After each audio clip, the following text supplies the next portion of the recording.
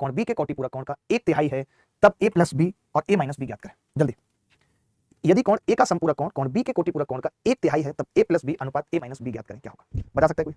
Anybody else, कोई भी body बता दे। a और b तो संपूरक कोण है और कोण a का संपूरक कोण है। देखिए एक बात बताइए, जब a और b दोनों संपूरक कोण है, मेरी बात समझना, जब a और b दोनों सप्लीमेंट्री एंगल है तो सप्लीमेंट्री एंगल ऑफ a क्या होगा, तो आप कहेंगे b होगा। सप्लीमेंट्री एंगल ऑफ a क्या होगा, b होगा, is equal to 1/3 of its complementary angle of b।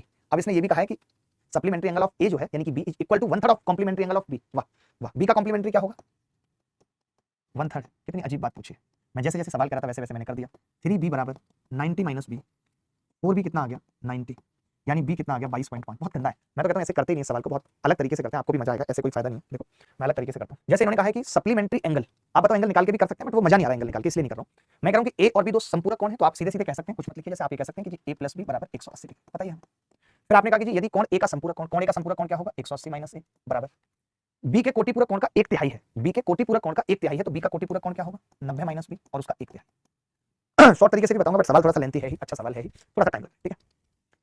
अब हमने कहा कि अगर हमें a और b का रिश्ता पता लग जाता तो बात बन जाती, बट नहीं दिख रही बात बनती हुई तो भी कोई बात नहीं है, इतनी घबराने वाली बात नहीं है। कैसे बात बनेगी देखना, मुझे a और b का सिर्फ अनुपात चाहिए, तो मैंने कहा कि मैं 180 माइनस a को यहाँ से b लिख सकता हूँ, तो ये 3b हो जाएगा, 3b बराबर 90 माइनस b, और मुझे a और b का अनुपात चाहिए तो मैंने 2 से गुणा किया, क्यों किया वो भी समझेंगे। 6b बराबर 180 माइनस 2b कह सकता हूँ। 180 मैंने क्यों लिखा, क्योंकि 180 a प्लस b के बराबर है, a प्लस b रखूंगा तो ये a माइनस b आ जाए, और b इधर लेके आऊंगा तो ये 7b आ जाए, a बराबर 7b या a बाई b बराबर 7/1।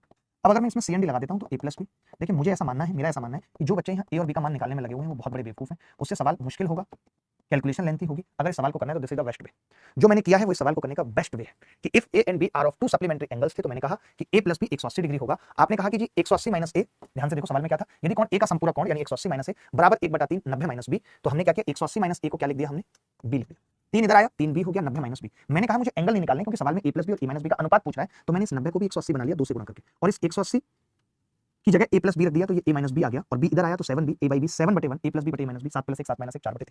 बेस्ट तरीका है।